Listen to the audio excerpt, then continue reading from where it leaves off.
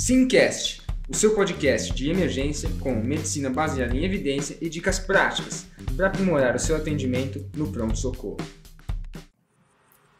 Fala galera, o Simcast é um podcast com propósitos educacionais e não deve ser usado isoladamente para diagnóstico, tratamento e prevenção de doenças.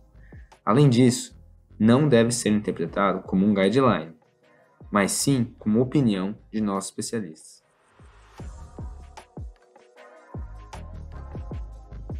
Fala galera, beleza? Aqui é o Dudu da Sim e hoje eu vou falar da terapia osmótica na hipertensão intracraniana. Quem nunca pegou aquele paciente com um TCE, um AVCH, um AVCI de cerebral média maligna, herniando na sua frente, começando a convulsionar, começando a abrir pupila? Isso dá medo, não vou negar. Então, vou ensinar vocês aqui um dos passos que a gente pode fazer na hipertensão intracraniana.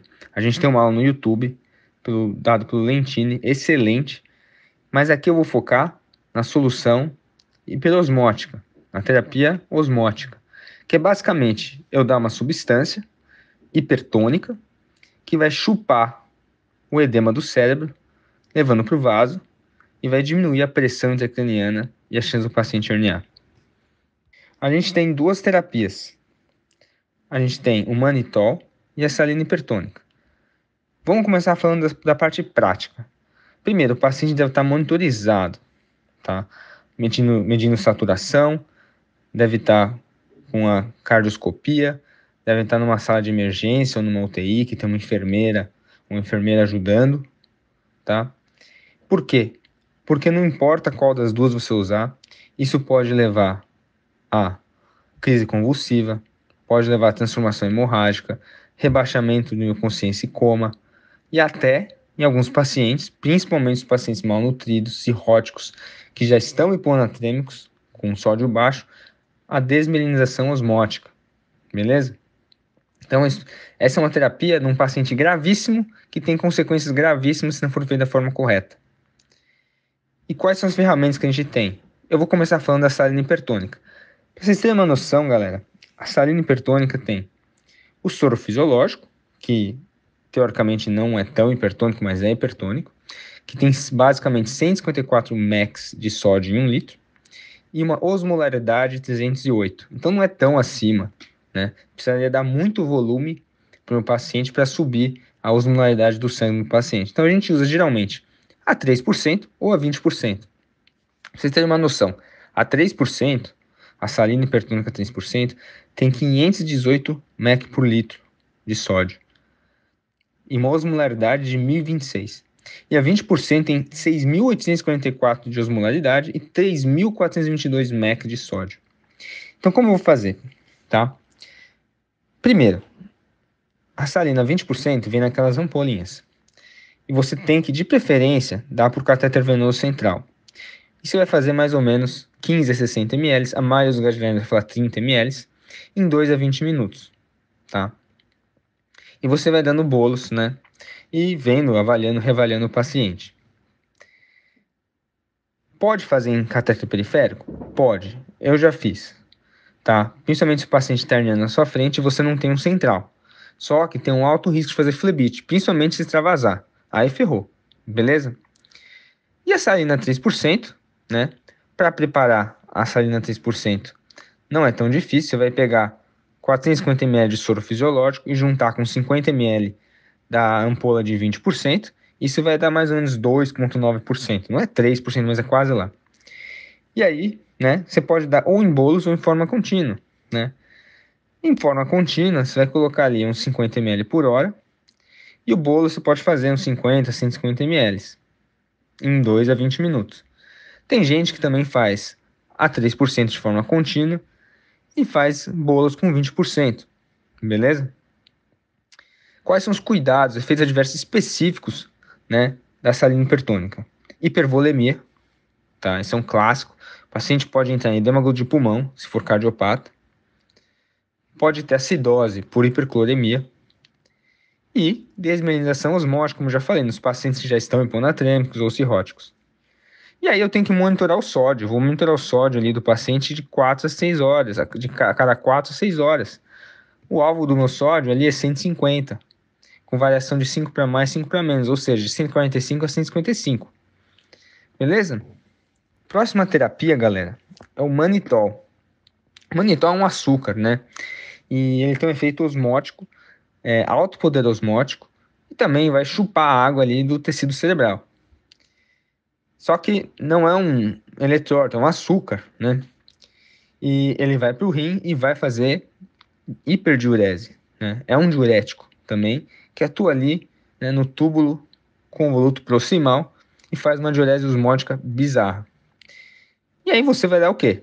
Você vai dar uma solução de manitol 20%, você dá um bolozinho de 1 grama por quilo, tá?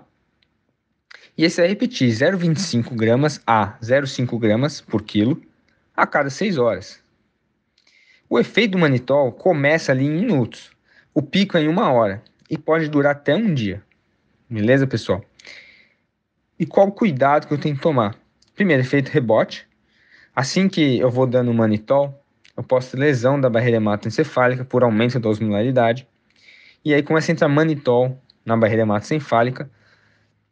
E aí o que acontece? O gradiente osmótico troca. E o paciente tem um paradoxo, um aumento da pressão intracraniana dando manitol. Além disso, eu posso ter hipotensão. Isso é extremamente comum. Todas as vezes que eu dei manitol, meus pacientes chocaram de hipovolemia. Eles basicamente urinaram 6, 7, 8 litros em 2 horas. Ficaram hipovolêmicos. Então fica esperto, galera. Às vezes precisa de reposição volêmica.